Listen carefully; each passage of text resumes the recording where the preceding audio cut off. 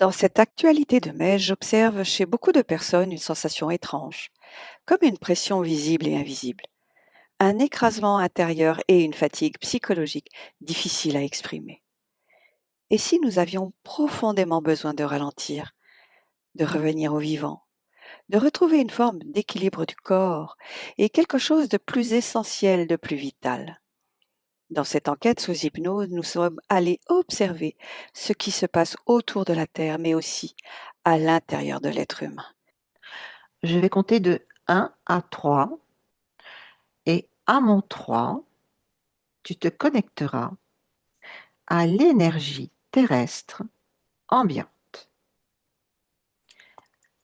1, 2, 3. Qu'est-ce qui t'apparaît? J'ai comme un millefeuille, comme si j'avais beaucoup de strates au Mhm, niveau des fréquences de la Terre. J'ai quelque chose de multidimensionnel avec vraiment l'espace de la matière, l'espace de l'éther et l'espace plutôt le cœur de la Terre, sa conscience. bien, J'ai 3 niveaux. 3 niveaux. Bien. Que peux-tu me dire sur ce dont on parle beaucoup en ce moment, ce dôme au-dessus de la Terre, comme ce dôme qui générerait une certaine énergie particulière? Est-ce que Oui, tu bien, est-ce que tu peux te focaliser dessus, me dire ce que tu vois?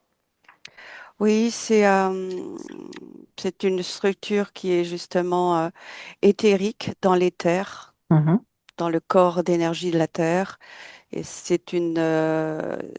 il y a des formes géométriques comme des octogonaux qui se démultiplient et enferment la véritable structure de la Terre. Chaque partie de croisement de cet octogone fait une pulsation électromagnétique qui maintient des fréquences spécifiques dans l'espace interne. D'accord. Si toi, tu prends cette vue d'ensemble, est-ce que la Terre te semble, entre guillemets, «aller bien»? Quand j'observe à l'extérieur, j'ai plusieurs intensités, c'est-à-dire que j'ai des hologrammes qui me montrent une terre ronde, après j'ai une terre plate, Mmh. après j'ai une terre incurvée.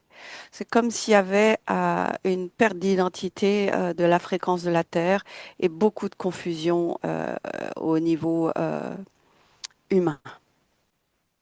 C'est ça. Donc en fait, c'est la confusion générée au niveau des esprits de l'esprit de l'humain qui engendre cette perturbation terrestre? C'est les deux. Les 2. C'est les deux, c'est que la perturbation humaine crée aussi un hologramme Mmh. et la perturbation de ces fréquences autour de la Terre qui perturbe aussi. Donc en fait, ça se syntonise à un moment donné pour créer une troisième image holographique de l'aspect de la Terre. Bien. Maintenant, si tu te focalises un peu plus sur, la Terre justement, sur les habitants de la Terre, qu'est-ce que tu perçois comme énergie prépondérante? Qu'est-ce qui t'apparaît en le plus évident, de la façon la plus évidente, en termes de vibration? Je vois une vibration justement qui écrase l'humanité et particulièrement le chakra coronal, comme si cette pression, comme une atmosphère, écrase et empêche la libre respiration du chakra coronal avec justement une expansion ou le contact à ces fréquences de la source, de sa propre source. Il y a vraiment un écrasement, quelque chose. C'est pour ça que je vois ce millefeuille qui s'étire et qui se contracte. Mmh. Alors, est-ce que tu pourrais, trouver, voilà, trouver, au hasard, quelqu'un ou quelqu'une, qui serait en phase d'éveil sur cette terre? C'est-à-dire qu'il y aurait une compréhension, qui commencerait à comprendre les mécanismes de la matrice et qui serait en phase d'évolution. Oui, j'ai une personne qui a une jeune femme. Elle a fait le choix de changer du tout au tout. Je la vois habiter dans un appartement et là, elle est dans la nature, dans une cabane en bois avec quelque chose qu'elle a mis en place d'essentiel. Euh, Proximité d'eau. Elle vit pas à l'ancienne, elle s'adapte et elle s'est mise dans un état de cocon en fait, en immersion dans la nature. Il y a vraiment ce côté où il y a la volonté de changer, mais de changer à Radicalement, l'extrême. Oui, d'accord, ok. radicalement. Alors, est-ce que tu peux trouver quelqu'un qui justement n'est pas dans cette radicalité, mais qui, voilà, vit une vie sociale, un travail, etc., est confronté à la société? Comment ça peut se passer, cet éveil au sein d'un programme sociétal, c'est-à-dire au sein du quotidien d'une personne, au sein d'une ville, par exemple, pourquoi pas?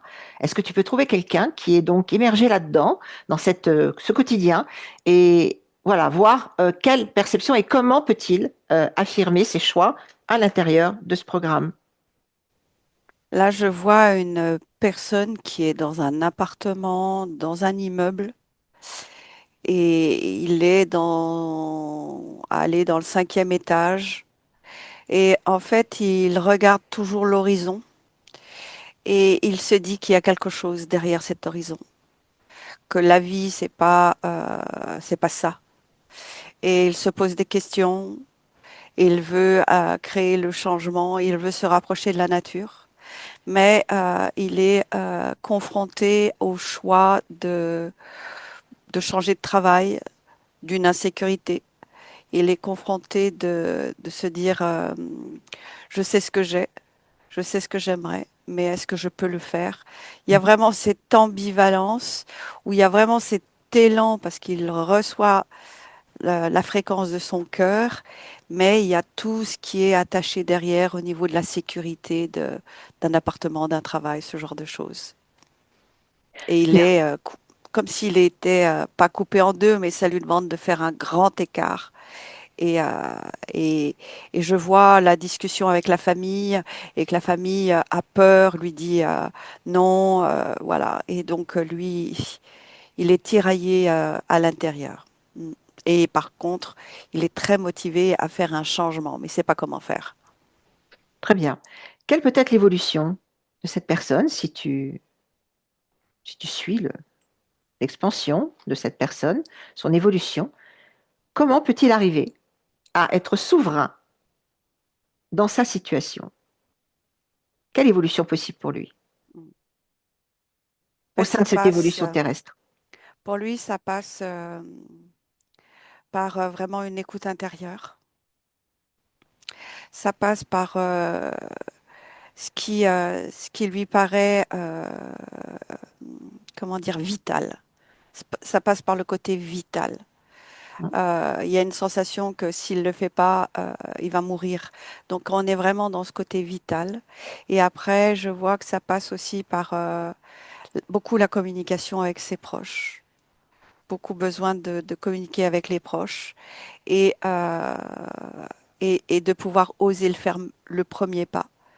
Pas en partant pour fuir, mais en partant parce que c'est vital, tout en étant en communication avec les proches. Et dans ce regard, c'est une personne qui a une famille et sa femme est aussi dans le même mouvement. Et c'est ça qui fait la solidarité. C'est ils se soutiennent ensemble, même s'il y a des enfants qui sont déjà à des écoles spécifiques. Il y a un soutien et c'est cette union qui va faire le premier pas, qui va faire le champ possible. Parce qu'il y a de la communication et parce que les deux perçoivent ce côté vital. Bien, justement, focalisons-nous sur les enfants. Ta vision d'ensemble de l'état d'évolution, d'expansion des consciences des enfants. actuellement? Mm. Là, dans cette famille, les enfants sont dans des conditions scolaires, dans une insécurité permanente au niveau des pressions psychologiques entre enfants, pression psychologique aussi au niveau des enseignants qui ne peuvent plus vraiment parler ouvertement de l'enseignement comme ils voudraient l'enseigner. Ils sont pris au piège par des conditions et je vois que ça conditionne les enfants. Et là, je perçois donc ces deux enfants très conditionnés, très en insécurité et avec une pensée de comme si l'enfant se repliait sur lui-même et créait un enfermement. Oui, un enfermement. Et les parents sont conscients de cela. Et c'est aussi ce premier pas pour aller vers quelque chose de plus simple et de plus authentique. Bien. Si on tient compte du fait que justement certains parents encadrent leurs enfants positivement, est-ce que tu vois, perçois une évolution positive, justement, de la transformation de, comment dire, de la structure scolaire, de l'enseignement, de l'encadrement de ces jeunes enfants, particulièrement les jeunes enfants? Est-ce que quelque chose évolue, est en train d'évoluer? Oui, Est-ce qu'il y a des oui, percées? je vois que c'est beaucoup plus ouvert dans les campagnes au niveau de la scolarité où il y a déjà toutes les classes sont mélangées, c'est déjà quelque chose qui est installé depuis longtemps. Mais je vois aussi les enseignants qui ont plus de champs d'ouverture. Ils peuvent mettre leurs pattes à mélange Montessori de Steiner et d'autres, et ils créent un questionnement intérieur pour les enfants. Les enfants se questionnent et il y a une sorte de d'ouverture de la pensée qui permet justement cet élan d'aller vers une connaissance intérieure. Que quand je regarde le conditionnement dans la ville, où justement c'est conditionné, ils sont tellement en insécurité qu'ils ne peuvent pas ouvrir le questionnement intérieur sur le sens de la vie, qu'est-ce que c'est, Mhm. la curiosité. Ok. Si on tient compte de ce que tu viens de dire, cette évolution, de cette ouverture, cette génération, la génération, on va dire, des 5-6 ans, euh, est-ce que tu peux, sur le plan de la conscience, voir un petit peu bah, quel est le ton, quel pourrait être leur développement, leur compréhension humaine sur un plan d'incarnation? J'ai, dans la globalité que j'observe, j'ai trois types d'enfants. Hum, J'ai les enfants nés Covid, vaccin. mhm, J'ai les enfants des starseeds, des êtres qui n'ont pas d'incarnation, ne sont pas rentrés dans le cycle d'incarnation. mhm. Et j'ai des enfants qui sont incarnés sur la Terre, mais qui n'ont pas eu l'effet vaccin. Voilà, j'ai trois types d'enfants. Que deviennent ces derniers, ces enfants incarnés qui n'ont pas été justement vaccinés, qui n'ont C'est, pas eu ce vaccin Covid? hmm, ceux-là sont, il y a, bien sûr, il y a une notion d'interférence, de choses qui peuvent interférer leurs pensées, mais il y a quand même une connexion à la Terre qui est forte. Et je vois qu'il y a une connexion à la Terre, il y a une connexion au cœur de la Terre. Ils sont sujets sensibles aux émanations de la Terre et ils ont une ouverture.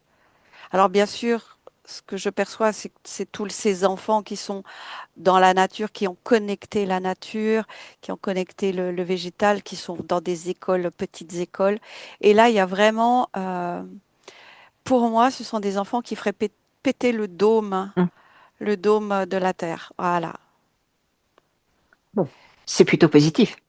C'est positif, mais il y a quand même, ça, c'est pas facile pour eux parce il y a vraiment beaucoup de notions de croyance, il y a des cycles d'incarnation, il y a beaucoup de nettoyage à faire, Hum. mais il y a un champ de possibilités, oui. Alors justement, au niveau de ces croyances, au niveau de ces programmes, de cette matrice, si tu observes, on va dire, l'éveil des gens, est-ce que certaines techniques, euh, hypnose, hypnose régressive, ésotérique, etc., peuvent justement devenir un moyen, quelque chose de vraiment euh, prépondérant, quelque chose de vraiment utilisé de plus en plus fréquemment en matière de technique de libération, on va dire que c'est ça comme ça. Euh, Est-ce que tu perçois une évolution favorable par rapport à ça, Oui. pour justement permettre aux consciences de se libérer dans la matrice et de réaliser en fait leur potentiel, leur pouvoir. Voilà, est-ce qu'on va vers ça? Il y a vraiment quelque chose qui bouge à ce niveau-là, oui, bien sûr. Je vois, là, c'est comme si il y a un message symbolique. Je vois une femme avec une énergie de détermination et qui, euh, qui déchire vraiment le voile matriciel et qui veut sortir de ça. Et cette femme, c'est comme si c'était une- un message symbolique, une lignée. Et là, je vois derrière des milliers de femmes qui vont dans ce sens-là. Et après, en dernière image, beaucoup de femmes prennent la main des hommes pour, euh, pour justement franchir ce mur, déchirer le voile matriciel. Hein. Voilà. Et c'est le mouvement de la femme qui crée ça. Et les hommes commencent à vouloir suivre, vouloir. Les femmes tendent la main et les hommes prennent la main aujourd'hui aussi. Bien, donc cet éveil, on va dire spirituel, intérieur, va générer des mouvements de foule, va générer des mouvements concrets dans la matière, des choses que l'on va pouvoir, une expression qu'on va pouvoir voir Oui. bientôt. Oui, parce que comme là, ça me montre aussi tout ce côté matriciel, contrôle de l'information, virus et la totale. Donc en fait, c'est tout ce contrôle qui, euh, qui alors soit il y a ceux qui vont suivre le contrôle parce qu'ils ont vraiment le casque sur la tête, mais ça ouvre les yeux aussi sur le. C'est tellement énorme au niveau de cette information toxique que, que ça fait vraiment un réveil collectif assez impressionnant. Assez impressionnant. Là, je vois que toute cette information qui veulent contrôler, et là, je vois plein de petits personnages, parce que je vois les choses en petit, et je vois plein de choses qui sautent et plein de programmes qui sautent, plein d'évidences, plein de. Alors, il y a, bien sûr, ça va passer par la colère, ça va passer Hum. par plein de choses, mais ça fait sauter les programmes.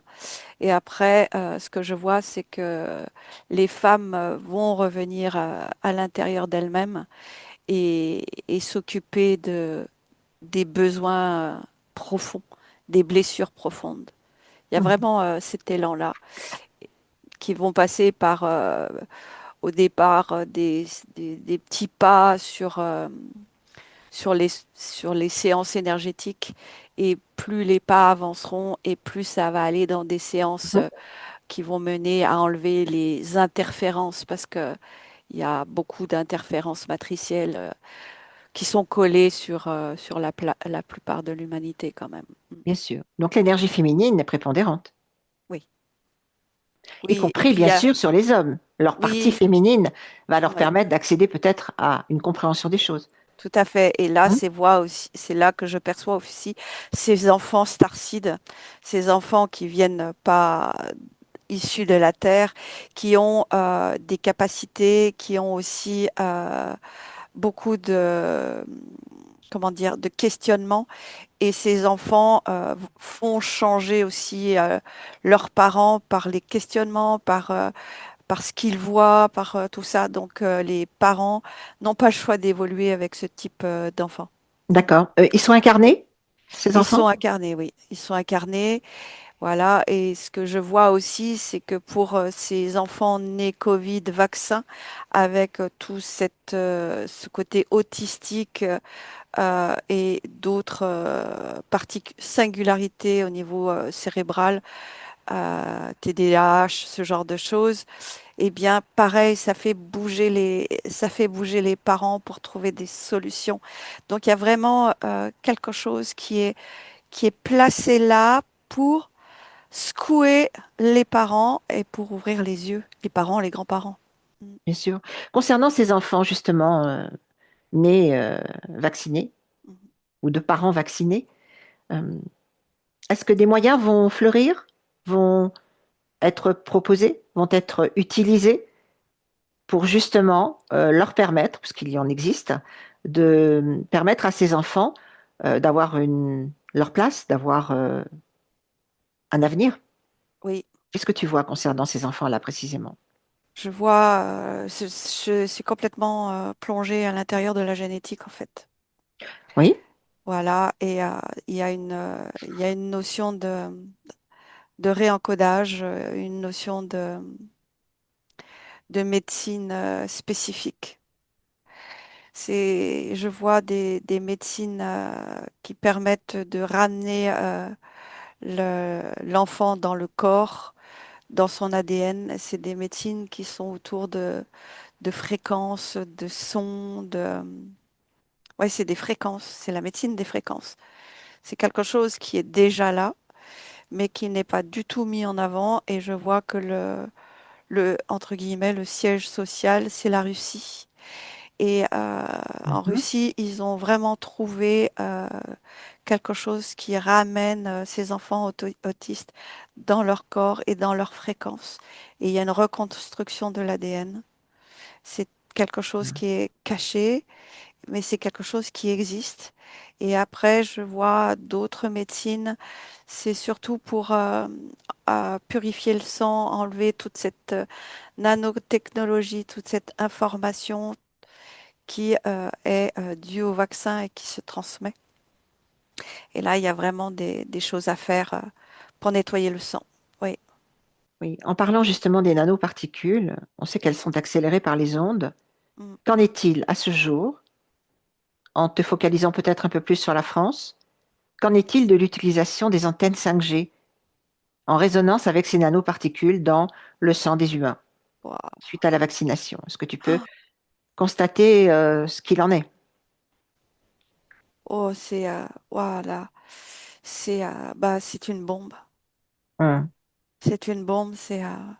Et la 5G, la 5G, c'est juste la préparation pour que la nanoparticule. La 5G est un accélérateur de la nanoparticule, c'est-à-dire que ce que je vois, c'est que chaque nanoparticule qui gravite dans le sang, dans les organes, tout ça, était dispersée.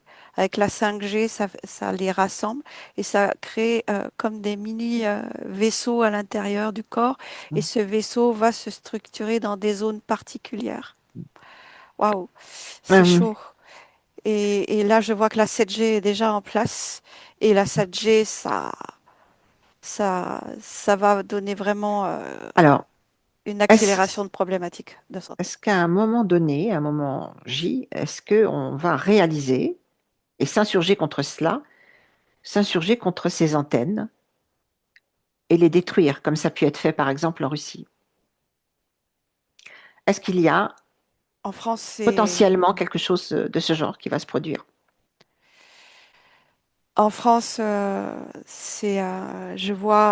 je vois les extrêmes. Je vois soit les personnes qui sont dociles, soit les personnes qui sont très en colère. Et ça fait une dualité.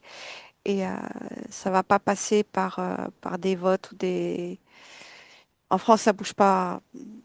Ça bouge pas. Je vois que ça bouge dans d'autres pays, mais ah, en France, ça bouge pas. Oui, c'est statique. Oui, c'est soit c'est la vague d'en colère, soit c'est la vague de la soumission, et ça fige. C'est tout figé.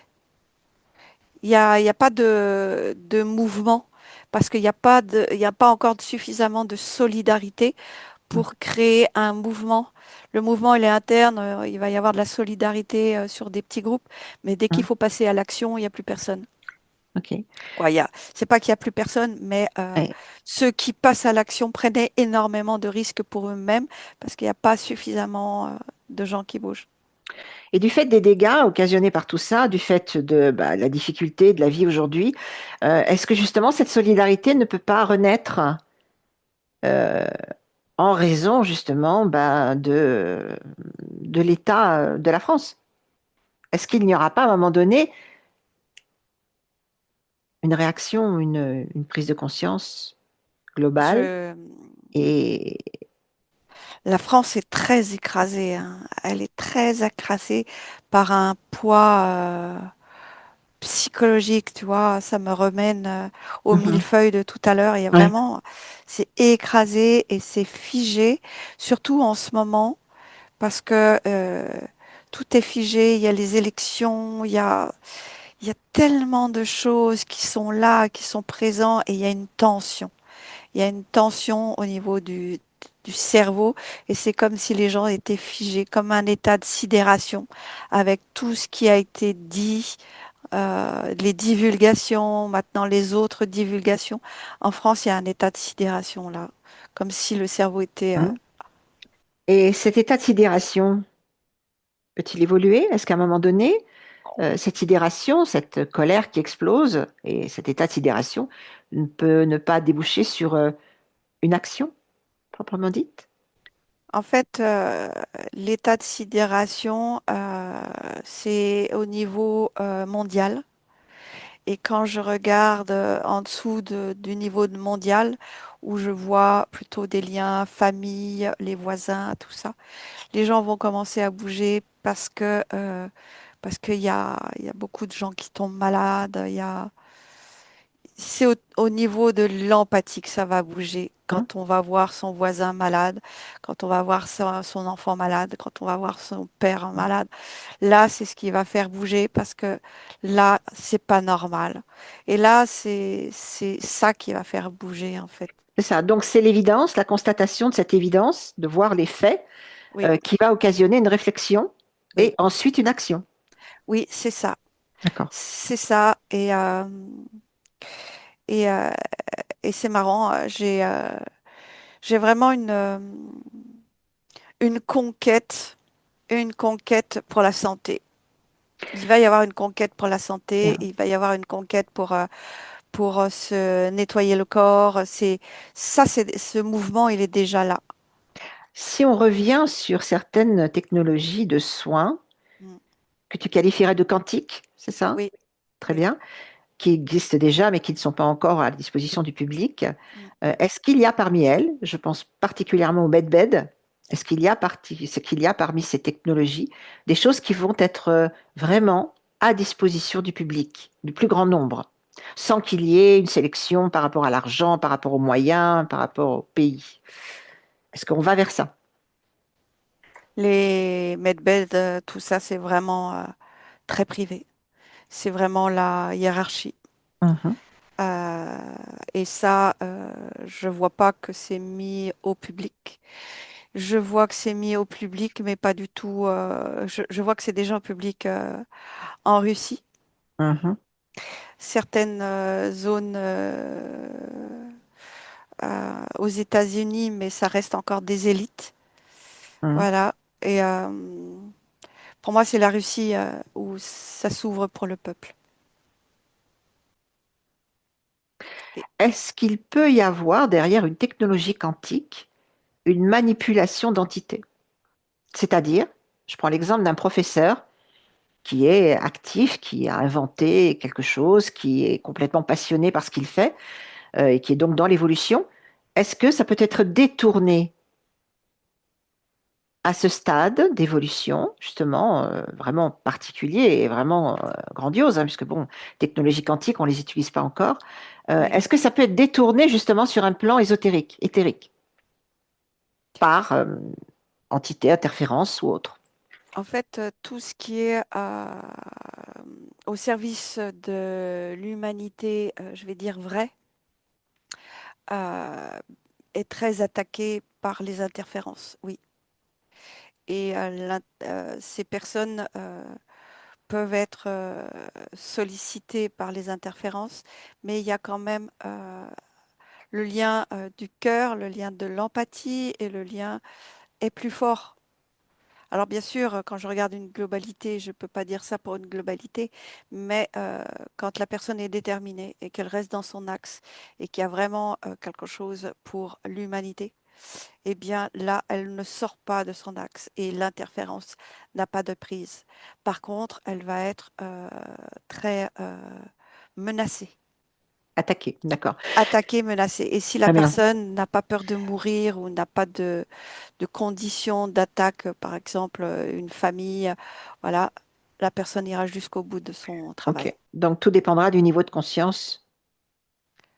Tout dépendra du niveau de la peur dans la personne. Ouais, c'est ça, C'est la peur, là, oui. de ces fréquences, quoi.